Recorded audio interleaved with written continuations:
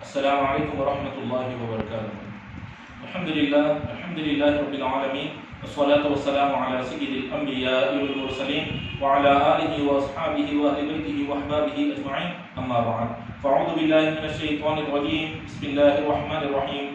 قال اللہ تعالی فی القرآن المجید والفرقان الحمید، الا ان اولیاء اللہ لا خوف علیہم ولا هم یحزنون، وقال رسول اللہ صلی اللہ علیہ وسلم ذکر الانبیاء من العبادہ وذکر الصالحین کفارۃ الذنوب۔ صدق اللہ العظیم وصدق رسولہ النبی الکریم ونحن علی ذلک لمن الشاہدین والشاکرین والحمد للہ رب العالمین۔ محترم ناظرین کرام، میں سید مظہر الدین حسینی قادری چشتی بندہ نوازی بخاری کامل الحدیث جامع نظامیہ وقال وعدہ حضرت سید مطہر الدین شاہ رحمۃ اللہ تعالی علیہ بمقام مسجد بی بی پیٹ نرکھورا روڈ شمشاد۔ حضرات، جیسا کہ ہم جانتے ہیں کہ اگلا مہینہ جمادی الاول کا آنے والا ہے اور اس مہینے کی 7 تاریخ کو ایک اہم بزرگ کا عرس شریف منایا جاتا ہے، اور وہ بزرگ ہے حضرت سید مطہر الدین شاہ رحمۃ اللہ تعالی علیہ۔ تمام حضرات خصوصاً اہلیہ شمشاد بخوبی واقف ہے، آپ کا عرس شریف بڑے زوروں سے بڑے شوروں سے منایا جاتا ہے۔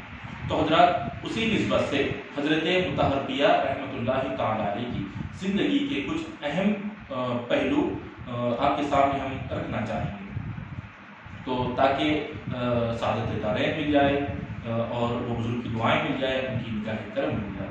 تو ہمارا معمول ہے خانقاہ مطہر پیا سے حضرت مطہر الدین شاہ رحمۃ اللہ تعالی علیہ کی ہم اولاد ہونے کی بنا پر، بلکہ ہمارا فرض ہے کہ بزرگان دین کی سوانح عمری کو ہم سامنے لائیں۔ پچھلی ریکارڈنگ میں ہم نے حضرت بابا شہاب الدین سہروردی رضی اللہ تعالیٰ عنہ کی ریکارڈنگ کی تھی، اور اب آپ کا عرس شریف آیا ہے، یعنی جد امجد کا عرس شریف آ رہا ہے، تو آپ کی عرس شریف کے موقع پر زندگی کے جو اہم پہلو ہے، آپ کی حیات مبارکہ کے وہ اہم پہلو ہے، ہم اس کو ہم ریکارڈ کر کے عوام کے درمیان شائع کرنا چاہتے ہیں۔ تو حضرات، بلا وقت ضائع کیے ہم حضرت سیدنا مطہر پیا رحمۃ اللہ تعالی علیہ کی سوانح عمری پہ آتے ہیں۔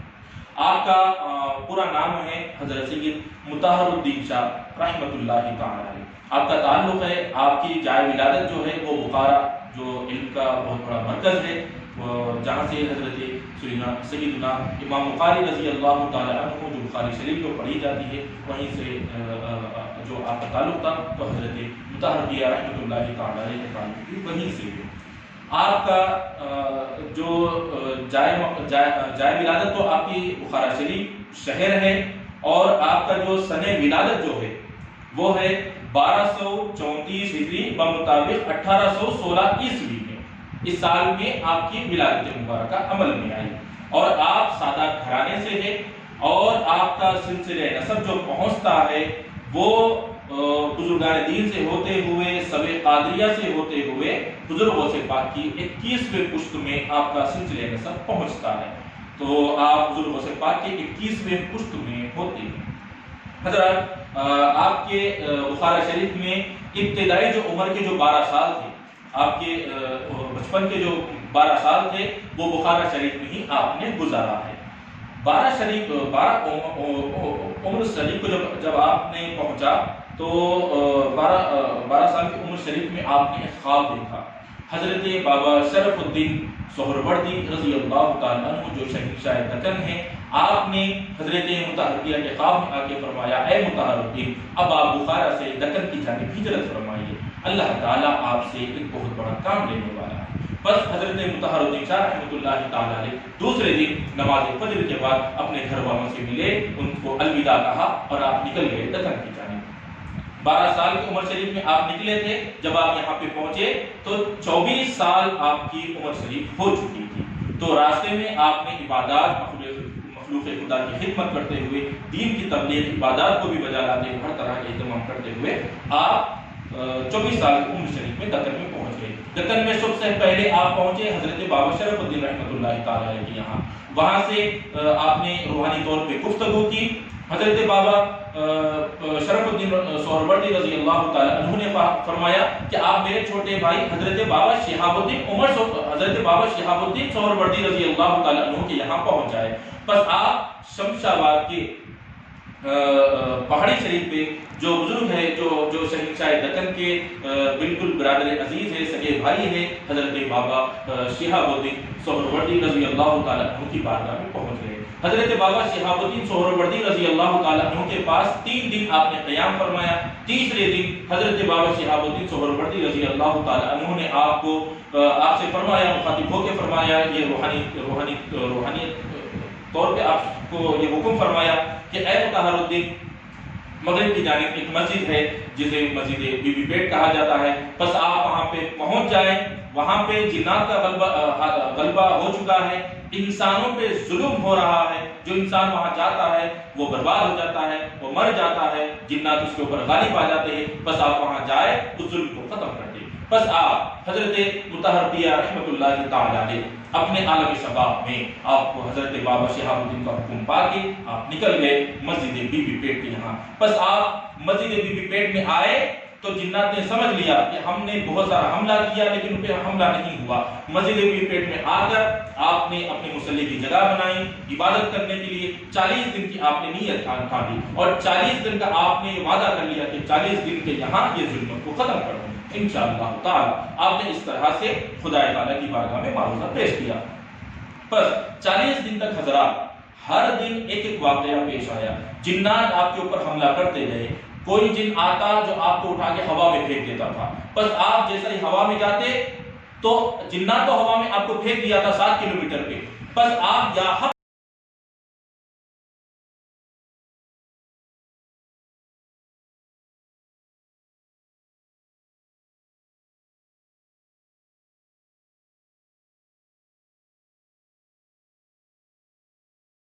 کہ آپ کے اوپر انگار کی بارش کیا کرتے تھے، انگار دیا کرتے تھے. بس وہ انگار کے شعلے آپ کو نظر آتے، آپ کے سامنے آتے، لیکن آپ کو نہیں چھوتے بلکہ آپ کے بازو سے ہوتے ہوئے گزر جاتے تھے. تو اس طرح سے جنات آپ کے اوپر حملہ کرنے کی کوشش کرتے رہے لیکن کوئی جن کا حملہ آپ کے اوپر نہیں ہوا، اس لیے کہ خدا کی مدد آپ کے ساتھ تھی. بس یہ خبر پہنچ گئی جنات کے بادشاہ کے ہاں. جنات کا بادشاہ نے اپنے وزیر سے کہا کہ تم جاؤ جا کے وہ جو ہستی آئے ہیں ان کے اوپر ہم اپنا حملہ کر دو. حضرت مطہر پیر کہ یہاں جنات کا جو بادشاہ تھا سلیمان، اس کا وزیر آیا.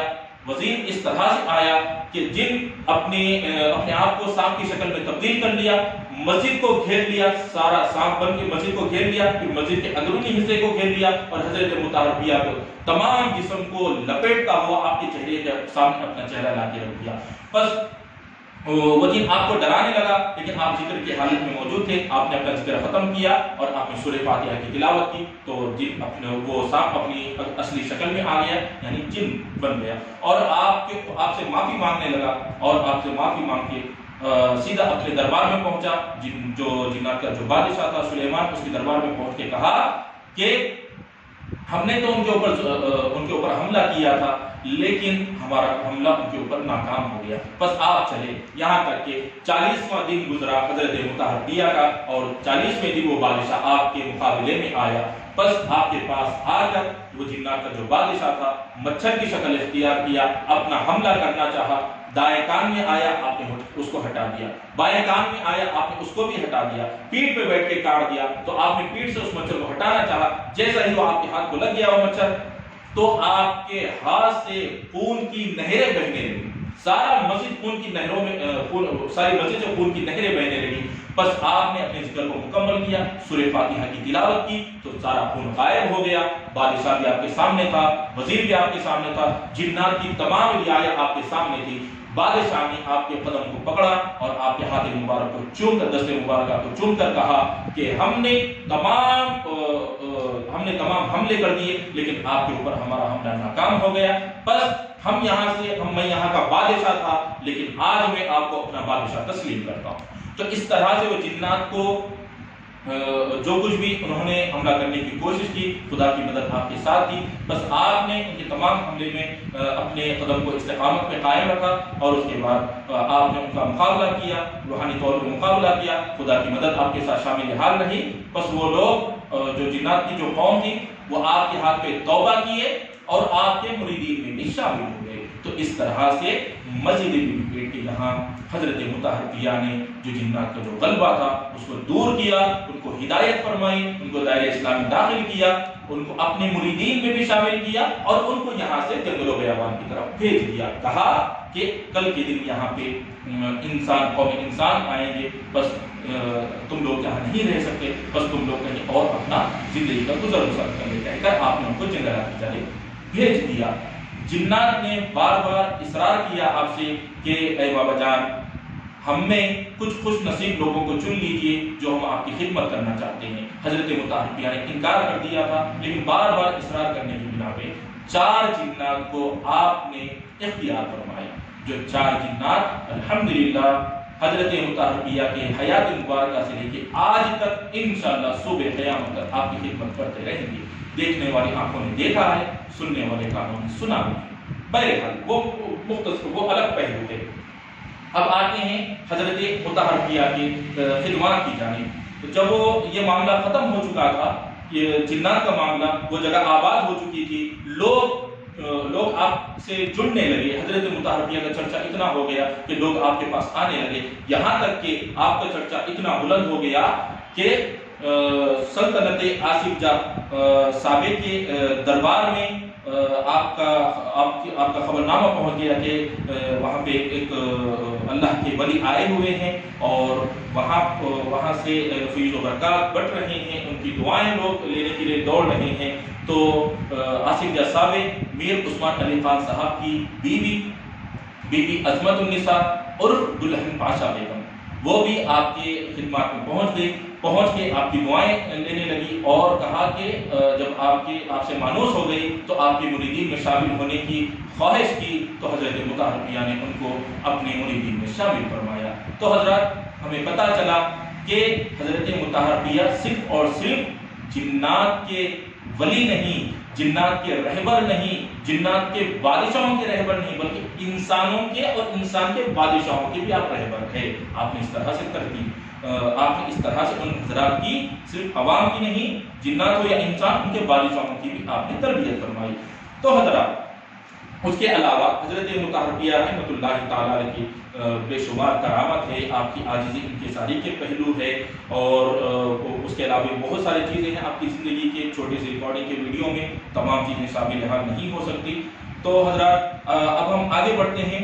حضرت مطہر رحمۃ اللہ تعالیٰ علیہ کے جو خدمات تھی، جو عوام سے محبت تھی، وہ کس طرح سے تھی؟ ہم دیکھتے ہیں کہ حضرت مطہر کی تاریخ میں بات ملتی ہے کہ حضرت مطہر رحمۃ اللہ تعالیٰ علیہ آپ کا یہ معمول تھا کہ آپ مخلوق خدا سے بہت محبت کرتے تھے، ان کو اپنی جگہ پہ بٹھاتے تھے، ان سے بڑی محبت اور عقیدت کا اظہار فرمایا کرتے تھے، بلکہ غم زدوں کو اپنے سینے سے لگاتے تھے، ان کے ماتھے کو چومتے تھے، ان کے غم میں آپ برابر شریک ہوتے تھے اور ان کو سہارا دیتے تھے، ان کو اللہ کا توکل دیا کرتے تھے۔ وہ لوگ آپ سے مانوس ہوتے، بلکہ مانوس نہیں بلکہ اتنا مانوس ہوتے کہ آپ کے مریدین میں، آپ کی شاگردوں میں شامل حال ہونے کے لیے وہ لوگ تمنائیں کرتے، وہ لوگ خواہش کرتے تھے، وہ لوگ اپنا اظہار خیال آپ کے سامنے پیش کیا کرتے تھے۔ تو حضرت مطہر ان کو اپنایا کرتے تھے اور ان کو اپنا کے خدا سے ان کا تعلق جوڑ دیا کرتے تھے۔ تو حضرات یہ تو تھا انسانوں کا معاملہ، جنات کا معاملہ، لیکن حضرات آپ کا جو تعلق تھا وہ صرف انسان اور جنات سے نہیں بلکہ جانوروں کے ساتھ بھی آپ کی بڑی محبت تھی، جانوروں کے ساتھ بھی آپ کی بڑی شفقت تھی۔ وہ کس طرح سے تھی؟ حضرت مطہر کا معمول تھا کہ حضرت مطہر آپ کا جو کھانے کا جو معاملہ تھا وہ یہ تھا کہ جواری کی روٹی اور آپ ماٹ کی بھاجی کھایا کرتے تھے۔ تو آپ کے سامنے دسترخوان لگا دیا جاتا، سارے دن میں آپ ایک جواری کی روٹی مختصر سی ماٹ کی بھاجی کھاتے، آپ کے سامنے دسترخوان بچھا دیا جاتا۔ تو حضرت مطہر رحمۃ اللہ تعالی علیہ جب دسترخوان میں جیسا ہی بیٹھتے، تمام پرندے درندے خزندے جتنے ہوتے الگ الگ جماعت کی شکل میں ٹکڑیاں بنا کے آپ کے سامنے بیٹھ جایا کرتے آپ کے تبرک کو لینے کے لیے۔ یہ اولیاء کرام کی کرامت ہے، یہ حضرت مطہر کی خصوصی کرامت ہے، جو جانور بھی حضرت مطہر سے محبت کرتے ہیں۔ جیسا ہی آتے تو حضرت مطہر کو دیکھ کے خوش ہوتے، اپنی روٹی لیتے، روٹی لے کے اس کے 4 ٹکڑے کرتے، ایک ٹکڑے کو پیستے درندوں کو ڈال دیتے، دوسرا ٹکڑا لیتے اس کو بھی پیستے، اس کو پرندوں کو ڈال دیتے، تیسرا ٹکڑا لے کے اس کو خزیندوں کو ڈال دیتے تھے، اور چوتھا ٹکڑا آپ کھایا کرتے تھے۔ یہ آپ کی محبت ہے جانوروں کے ساتھ، اور یہ آپ کی عاجزی انکساری بھی ہے، جو عاجزی انکساری کا آپ مظاہرہ فرمایا کرتے تھے انسانوں کے ساتھ بھی، جنات کے ساتھ بھی اور جانوروں کے ساتھ بھی۔ تو حضرات، حضرت مطہربیہ رحمۃ اللہ تعالیٰ علیہ کے کرامات کی جانب اگر کرامات سے پہلے حضرت مطہربیہ رحمۃ اللہ تعالیٰ علیہ کی عبادت کس طرح سے ہوا کرتی تھی، مختصر طور پہ میں بات بتلاتا ہوں۔ حضرت مطہربیہ رحمۃ اللہ تعالیٰ علیہ اپنی ساری زندگی آپ رات میں کبھی نہیں سوئے، ساری رات آپ عبادت کرتے ہوئے گزارتے تھے۔ دن میں مختصر سے طور پہ آپ آرام کرتے، رات میں پوری رات آپ خدا کو وقف کر دیا کرتے تھے، ساری رات آپ خدا کی عبادت کرتے تھے۔ اس کے علاوہ جتنے پنجگانہ نمازیں ہیں، جو کچھ بھی فرائض ہے، واجبات ہے، سنتیں ہیں، مستحبات ہے، کبھی آپ سے ترک نہیں ہوئے۔ وہ تمام چیزوں کو اپنانے کے بعد بھی آپ نوافل کا اہتمام کس طرح سے کرتے دیکھے، ساری رات عبادت کرتے۔ اس کے بعد آپ ہر مہینے کے ابتدا سے پہلی تاریخ سے لے کے 11 تاریخ تک آپ روزہ رکھا کرتے تھے، اور وہ روزے کا ثواب اپنے جد امجد یعنی حضور غوث پاک رضی اللہ تعالیٰ عنہ کی نسبت کر دیا کرتے تھے۔ حضور غوث پاک کی روح مبارکہ کو بخش دیا کرتے تھے۔ تو 1 تاریخ سے لے کے 11 تاریخ تک آپ ہر مہینے کے روزے رہتے، اور 11ویں کی نسبت سے حضور غوث پاک کی بارگاہ میں وہ ثواب کو پیش کر دیا کرتے تھے۔ آپ کی ایک اور آپ کا عبادات کا جو معاملہ تھا، وہ معاملہ اس طرح سے تھا کہ آپ 40 دن کا چلہ کشی کیا کرتے تھے، اور وہ چلہ کشی کچھ اس طرح سے ہوتی، جہاں پہ اب آپ کا مرکز مبارک ہے، آپ وہاں پہ اپنا چھوٹا سا کمرہ بنایا ہوا تھا، اور اپنے مریدین سے فرمایا تھا کہ اب میں 40 دن چلہ کشی کے لیے جا رہا ہوں، بس تم 40 دن بعد آنا، مجھ کو لینا اور مسجد میں منتقل کر دینا، یہ آپ کا حکم تھا۔ بس آپ جا کے 40 دن خدا کے مراقبے میں آپ بیٹھ جایا کرتے، اور ایسا بیٹھتے کہ آپ اپنے جسم کے ایک اعضاء کو بھی حرکت نہیں دیتے۔ خدا کی محبت میں، خدا کے مراقبے میں آپ اتنا محو ہو جایا کرتے تھے، خدا کی محبت میں آپ اتنا گم ہو جایا کرتے تھے کہ آپ نے جسم کے ایک اعضاء کو یعنی ایک انگلی کو بھی آپ حرکت نہیں دیتے۔ اس طرح سے آپ خدا کی عبادت کرتے تھے۔ تو اللہ تعالیٰ نے بھی آپ کے اوپر اپنا فضل و کمال عنایت فرمایا ہے۔ یہ تھی آپ کی عبادات کا معاملہ۔ اب دیکھیں، ہم نے آپ کی محبت کو دیکھا، آپ کی عبادات کو دیکھا، اور اولیاء کرام کے آپ کے اوپر کتنے کرم نوازی ہے، یعنی حضرت شہنشاہ جگن حضرت بابا شرف الدین کو دیکھا، حضرت بابا شہاب الدین سرکار کو دیکھا۔ یہ اولیاء کرام کے آپ بڑے لاڈلے تھے۔ دکن کے اولیاء کرام کی کچھ اس طرح سے اولیاء کرام نے آپ کے اوپر اپنی کرم نوازی فرمائی، اور یہاں آنے کے بعد مخلوق خدا، جنات پہ، عوام پہ، تمام پہ آپ نے، جانوروں پہ اور دیگر جو کچھ مخلوقات ہیں ان تمام پہ آپ نے اپنی کرم نوازی فرمائی۔ تو حضرات، اب ہم آتے ہیں حضرت مطہربیہ کی کرامات کی جانب۔ حضرت مطہربیہ کی کرامات یہ تھی، جب کبھی بھی آپ ذکر کرتے تو حضرت مطہربیہ کی تسبیح جو ہوتی آپ کے وہ خط کے برابر ہوا کرتی تھی۔ وہ تسبیح جب آپ کبھی بھی عبادت کرتے، وہ تسبیح ہوا میں گول دائرے کی شکل اختیار کر لیتی تھی۔ وہ تسبیح کے اوپر آپ اپنا ذکر کرتے، تو یہ آپ کی کرامت ہے کہ تسبیح ہوا میں رہتی بلکہ زمین پہ نہیں ٹھہرا کرتی تھی۔ اسی طرح سے آپ کی دوسری کرامت یہ ہے کہ حضرت مطہربیہ رحمۃ اللہ تعالی علیہ آپ ہمیشہ نقارے پہ بھی ذکر کیا کرتے تھے۔ جب جنات جب معاملات چل رہے تھے اس وقت بھی آپ کا معمول تھا، اس کے بعد بھی آپ ہمیشہ ذکر کرتے تھے۔ تو نقارے پہ، ڈھول پہ آپ ذکر کرتے تھے تو آپ یا حق کا ذکر کرتے تھے۔ جیسا کہ ڈھول پہ اپنا ضرب لگاتے تو یا حق کے ساتھ لگاتے، تو وہ جتنی آواز ہوتی، یا حق کی آواز تقریباً بتلایا گیا 3 کلومیٹر تک آپ کی آواز جایا کرتی تھی۔ تو وہاں تک جتنی آواز جاتی تو وہاں جتنے جھاڑ ہوتے، جتنے پتھر ہوتے، جتنے غیر جاندار جو مخلوق ہوتی، وہ سب کے سب جھوما کرتے تھے۔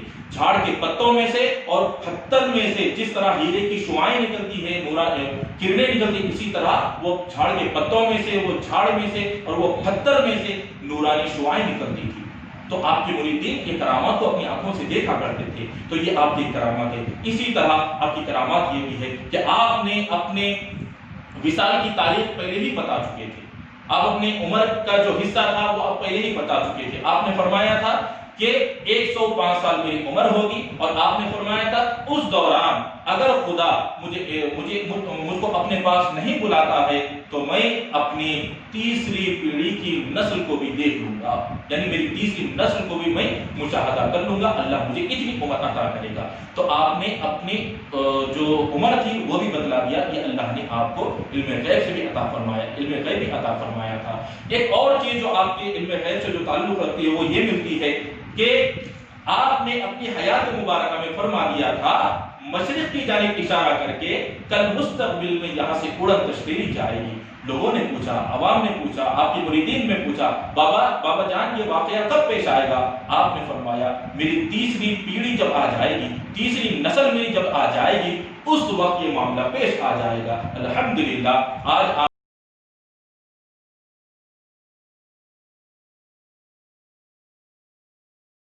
حضرت مطہریہ کی جو بشارت تھی وہ پوری ہو گئی، تو اس لحاظ سے آپ نے اللہ نے آپ کو جو علم غیب عطا فرمایا تھا اس کا بھی آپ نے اظہار فرمایا۔ اسی طرح حضرات حضرت مطہریہ رحمۃ اللہ تعالی علیہ کے بے شمار کرامات میں یہ بھی بات ملتی ہے کہ جنات تو آپ کے شاگرد ہے، یہ انسان آپ کے شاگرد ہے، بلکہ جانور آپ کا معمول جب یہ تھا کہ آپ اپنے جب مسجد بی بی پیٹ میں ساری رات عبادت کر کے بعد نماز فجر اپنے قدموں کو دراز کیا کرتے تھے، تو ایک شیر دوڑتا ہوا آتا مسجد میں داخل ہوتا اور آپ کے قدم مبارک کو چاٹا کرتا، اتنا چاٹتا جب جاتے وقت بھی بڑی ڈکار لیتا ہوا جاتا۔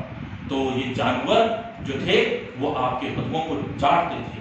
اسی طرح حضرات آپ کی ایک اور کرامت یہ ہے کہ آپ کی تاریخ میں بتلایا گیا کہ حضرت مطہریہ رحمۃ اللہ تعالی علیہ کے یہاں فرشتے بھی آتے اور آپ کی خدمت کیا کرتے۔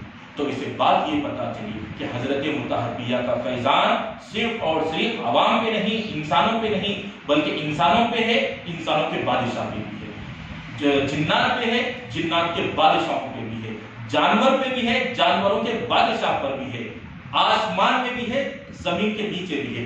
آسمان سے فرشتے آتے آپ کی خدمت کرتے، زمین کے نیچے آپ نے دلہن پاشا بیگم جو عصمت النساء، جو آصیہ صابری کی جو میر عثمان علی خان صاحب کی جو بیوی تھی، ان کے سر پہ آپ نے ایک ہیرا لے کر آئے کہ آپ کی خدمت میں تحفۃ لے کے آئے کہ اپنی قیمتی خزانوں میں سے آپ کو تحفہ دینے کے لیے۔ تو آپ کی بارگاہ میں پہنچ کے کہا بابا جان میری جانب سے تحفہ قبول کر لیجیے۔ آپ نے کہا اس سے کئی گنا زیادہ اللہ تعالیٰ نے مجھے عطا فرمایا ہے۔ بی بی دلہن پاشا بیگم نے کہا میں دیکھنا چاہتی ہوں، تو حضرت مطہریہ نے مسکرا کے ان کے سر پہ اپنا ہاتھ رکھا، کہا بیٹی زمین کی جانب دیکھو۔ تو آپ نے دیکھا کہ بس زمین پھٹ چکی ہے اور وہاں سے ہیرے جواہرات کی نہریں بہہ رہی ہے۔ تو پاشا بیگم نے اسی وقت کہا بابا جان میرے تمام خزانے یہ بہتے ہوئے نہر کے ایک ہیرے کے برابر ایک ہیرے کے قیمت کے برابر نہیں۔ اس طرح سے آپ کے جملے تھے۔ تو آپ کا فیضان جو رہا صرف انسان پہ نہیں بلکہ انسانوں پہ بھی رہا، انسانوں کے بادشاہ پہ بھی رہا، جنات پہ بھی رہا، جنات کے بادشاہ پہ بھی رہا، جانور پہ بھی رہا، جانوروں کے بادشاہ پہ بھی رہا، آسمان میں بھی رہا یعنی فرشتے آپ کی خدمت کرتے تھے، زمین پہ بھی رہا، زمین کے نیچے بھی رہا، اور اسی طرح سے انسان، جنات وغیرہ، جانور وغیرہ کے علاوہ جو غیر جاندار جو چیزیں ہیں یعنی شجر، حجر، پتے وغیرہ، یہ تمام بھی آپ کی آواز پہ لبیک کہا کرتے تھے، جھوما کرتے تھے۔ تو اس طرح سے آپ کا فیضان صرف دنیا میں نہیں، آپ دنیا کے تمام مخلوقات پہ آپ کا فیضان ہے، اور آپ کے فیضان کی انتہا نہیں ہے۔ اور غور کریں تو یقیناً یہ بہت بڑی بات ہے۔ اسی طرح حضرات بہت ساری چیزیں ہیں جو حضرت مطہریہ سے تعلق رکھتی ہے، لیکن مختصر طور پہ جو ہم نے آپ کے سامنے سوانح عمری رکھی ہے وہ مختصر یہ ہے کہ اس لیے ہے کہ حضرت مطہریہ کا عرش شریف قریب ہے، آپ کی دعاؤں کے لیے اور آپ کی نوازشات کے لیے اور آپ کی نگاہ کرم کو حاصل کرنے کے لیے ہم نے چھوٹی سی خدمت کی ہے۔ تو بہرحال آپ کے آپ کی عمر شریف 105 سال کی تھی جب آپ کا وصال ہونے کو تھا۔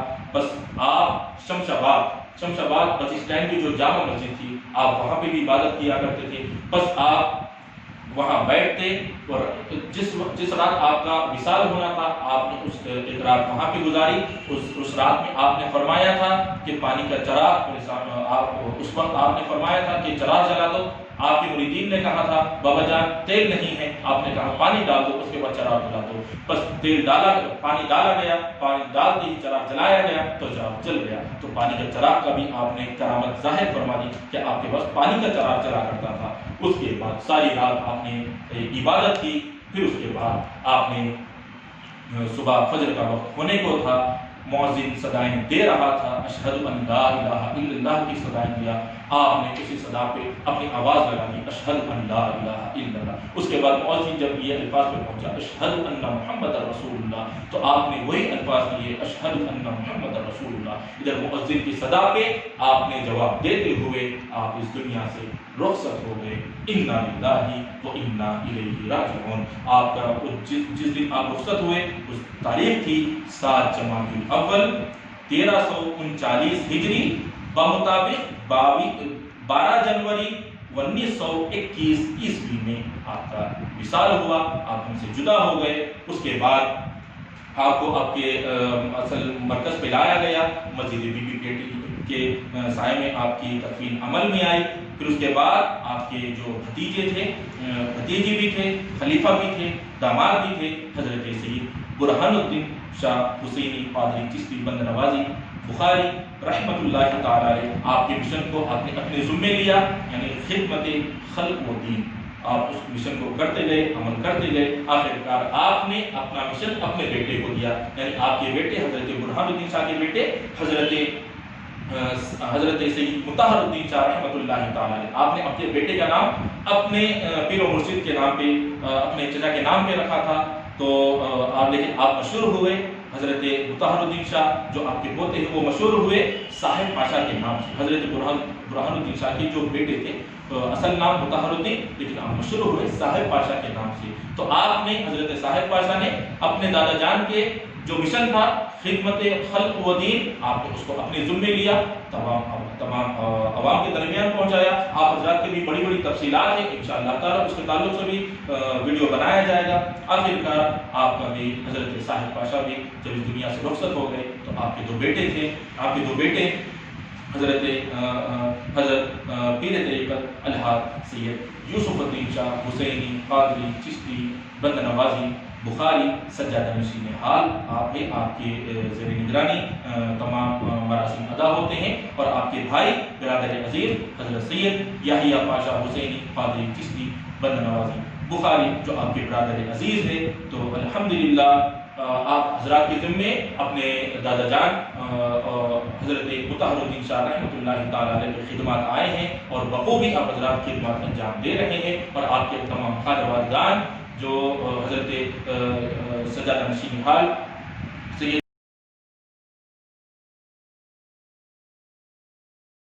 پرچم جو ہے یقیناً وہ اسی کام میں مشغول ہیں، یعنی حضرت مطہریہ کے خدمات میں لگے ہوئے ہیں۔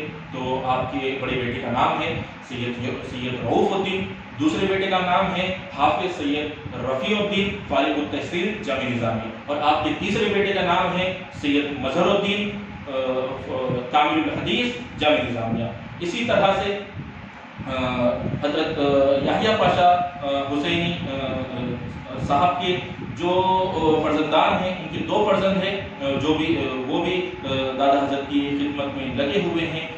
بڑے بیٹے کا نام ہے حافظ سید خواجہ معین الدین کامل فارغ التحصیل جامع نظامیہ، اور آپ کے دوسرے بیٹے کا نام ہے سید مبین الدین، جو یہ تمام حضرات حضرت اپنے جد امجد حضرت مطہریہ کے خدمات میں آپ کے جو بھی خدمات ہے اس میں لگے ہوئے ہیں، آپ کے مشن کو پھیلا رہے ہیں، مخلوق خدا کی خدمت کر رہے ہیں، مخلوق خدا کو دین سے جوڑ رہے ہیں، اولیاء کرام سے جوڑ رہے ہیں۔ تو یہ مختصر سی تاریخ آپ کے سامنے ہم نے بیان کی۔ اگر کسی کو تفصیلی معلومات اگر کرنا ہے تو ہمارے درمیان کتابیں موجود ہیں، خانقاہ مطہریہ سے کتابوں کا بھی کام ہوتا ہے۔ تو حضرت مطہریہ کی زبان عمری پہ مکمل کتاب جو لکھی گئی وہ آپ حضرات کے سامنے ہے، تذکرہ حضرت مطہر الدین شاہ رحمۃ اللہ تعالی یہ کتاب ہے۔ یہ کتاب کو آپ حضرات ضرور حاصل کریں، حاصل کر کے حضرت مطہریہ رحمۃ اللہ تعالی کی تفصیلی طور پہ جو حیات مبارکہ ہے آپ اس کو جان سکتے ہیں۔ اسی طرح حضرت مطہریہ رحمۃ اللہ تعالی علیہ کی بارگاہ سے 100 سالہ عرس شریف کے روز ایک کتاب کی رسمی اجرا عمل میں آئی تھی۔ وہ کتاب یہ ہے تذکرہ اولیاء شمشاباد۔ شمشاباد منڈل میں جتنے اولیاء کرام ہیں ان تمام اولیاء کرام کی تاریخ کو ایک کتاب میں جمع کر دیا گیا ہے۔ 100 سالہ عرس شریف میں والد محترم حضرت سید یوسف الدین حسینی قادری چشتی، بندہ نوازی بخاری، سجادہ نشین حال اور پیر طریقت قاضی سید شاہ اعظم علی صوفی رحمۃ اللہ تعالی علیہ کے دست مبارکہ سے یہ کتاب کی رسمی اجرا اور آپ کے دیگر خانوادگان تمام حضرات جس میں موجود تھے ان تمام حضرات کی جانب سے یہ کتاب منظر عام پر شائع ہوئی تھی۔ اس کے بعد 102 سالہ عرس شریف میں آپ حضرات کے سامنے ایک اور کتاب رسمی اجرا عمل میں آئی تھی، شریعت مطہرہ، جس میں یہ کتاب دینیات پر مشتمل ہے۔ جو شریعت مطہرہ کے جو اہم پہلو ہیں اس میں وہ تمام پہلوؤں کو اس کتاب میں جمع کر دیا گیا ہے۔ یہ کتاب کی رسمی اجرا 102 سالہ عرس شریف میں عمل میں آئی تھی۔ اب حضرات 103 سالہ عرس شریف منانے کے لیے ہم جا رہے ہیں۔ 7 جمادی الاول کے روز حضرت سید مطہریہ رحمۃ اللہ تعالی علیہ کا عرس شریف منایا جائے گا انشاءاللہ تعالی۔